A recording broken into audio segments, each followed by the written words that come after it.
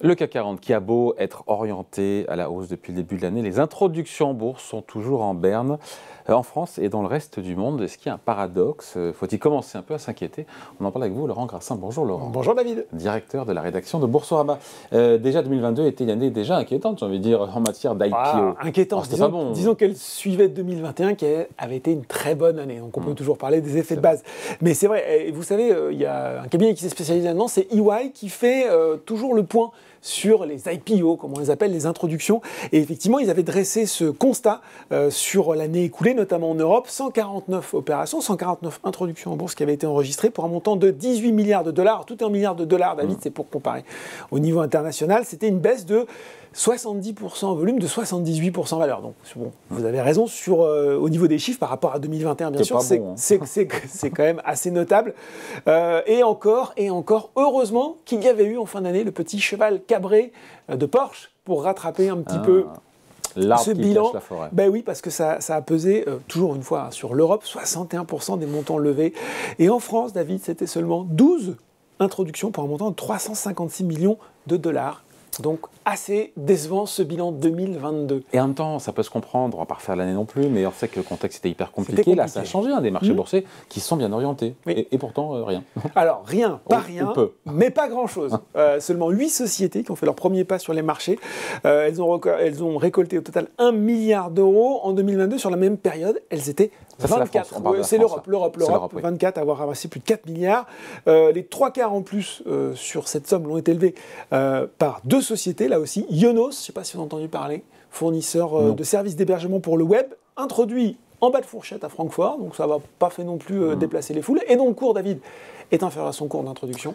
Et l'autre opération majeure, c'était Eurogroup Lamination. C'est un spécialiste notamment des éléments qui sont utilisés dans les moteurs électriques à Milan. 2 belles opérations, mais c'est vrai que ça ne fait pas beaucoup. Bon, et la France là-dedans, l'Hexagone? La France, une seule société depuis le début de l'année qui a levé, c'est le permis libre. Ils étaient venus d'ailleurs sur le plateau de Boursorama, 8 millions d'euros sur Euronext.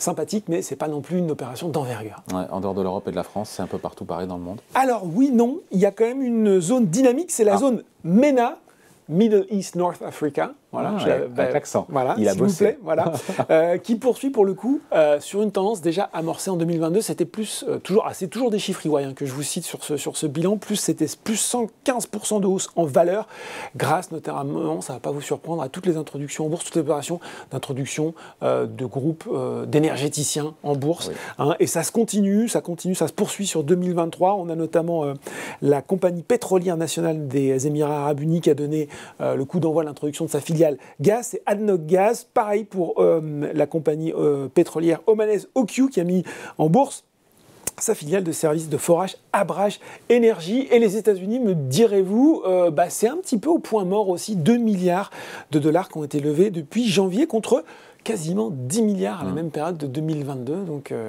les moteurs tournent au ralenti. C'est moins qu'on puisse dire. Donc bilan en demi-teinte. Est-ce que ça peut s'arranger pour le reste de l'année? Alors, c'est ce que nous disait EY dès la fin de l'année en disant finalement, la tendance, quand on écoute un petit peu les différents observateurs du marché, disent qu'il y a notamment, je vais nous recentrer sur l'Europe, voire sur la France, qu'il y a des dossiers. Ils sont là, ils sont prêts à s'introduire, peut-être plus. Grosso modo, on laisse passer le premier trimestre. C'est là où c'est surprenant parce que finalement, la fenêtre de tir semble un petit peu idéale, mais on nous explique que finalement, préparer une introduction, ça prend du temps et qu'on pourrait avoir des dossiers qui commencent à arriver au deuxième trimestre. Donc déjà, voilà. Et peut-être des opérations d'envergure. Là, il faudrait peut-être attendre encore un petit peu plus longtemps, voire peut-être la fin de l'année. On retrouverait bien sûr les candidats un petit peu habituels. Si je regarde le marché français, là aussi, beaucoup de groupes, alors nous, pas dans l'énergie fossile, plutôt dans l'énergie renouvelable. On voit que c'est ce qui a fait vraiment le gros bataillon des introductions sur les dernières années, que ce soit l'hydrogène, l'éolien solaire, etc., la biomasse. C'est vraiment ce qui fait ces introductions.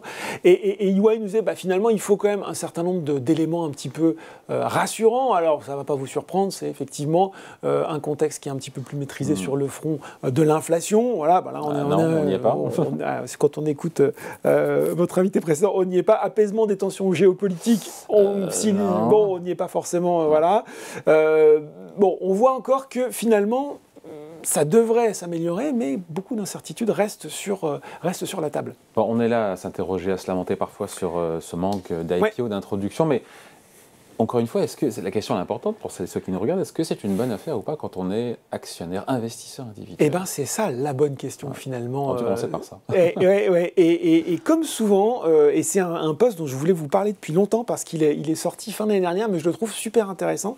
C'est les auteurs de l'aide Verniman, vous savez, on les cite parfois parce qu'ils font souvent des enquêtes et un travail très précis, très pointu. Et ils ont fait un post qu'ils ont publié sur LinkedIn notamment, où ils expliquaient finalement comment ça se passe, les introductions, notamment sur le marché français. Donc ils se sont concentrés sur la bourse de Paris, et vous allez voir, c'est assez intéressant ce qu'ils nous disent. Ils se sont intéressés sur les entreprises qui se sont introduites depuis 2014, 139, et dont le cours ne sont ni suspendus, ni tombés à zéro, sur faillite. Eh bien, savez-vous, David, quel pourcentage de sociétés a un cours supérieur à son cours d'introduction?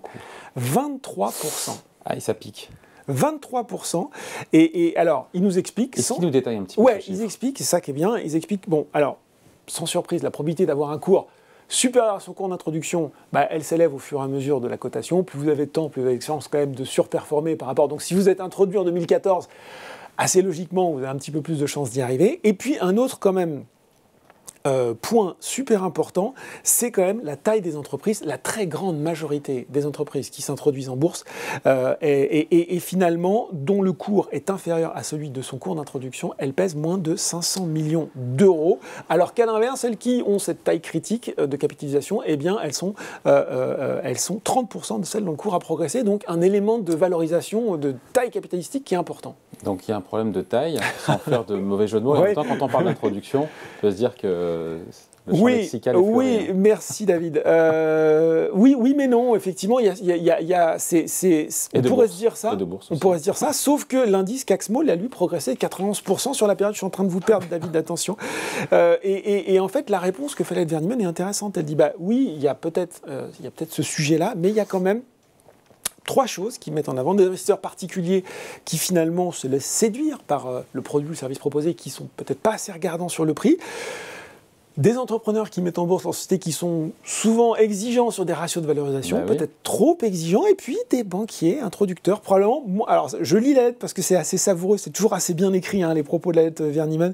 Moins vigilants sur les caractéristiques intrinsèques des candidats à l'introduction, malgré les centaines de pages des prospectus d'introduction qu'ils produisent. Voilà, donc moralité avec laquelle je suis un petit peu d'accord.